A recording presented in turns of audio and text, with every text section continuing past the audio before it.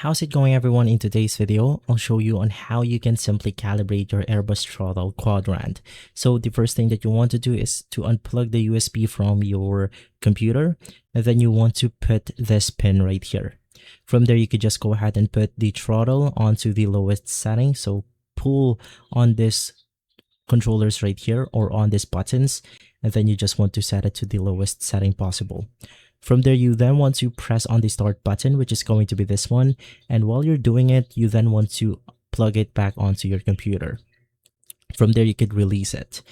Now, the next thing that you want to do is to put your throttle onto the highest setting right here, which is going to be number 1.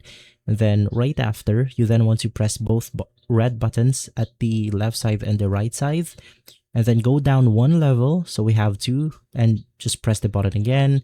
Do the same thing for 3, for 4, and lastly for 5. You can then go ahead and press on these 2 buttons right here. Right after, you then want to unplug the USB from your computer and then remove the pin that we have inserted earlier. And from there, you should be good to go. If this video has been helpful, leave a like, subscribe, and follow us for more videos like this. Thanks for watching.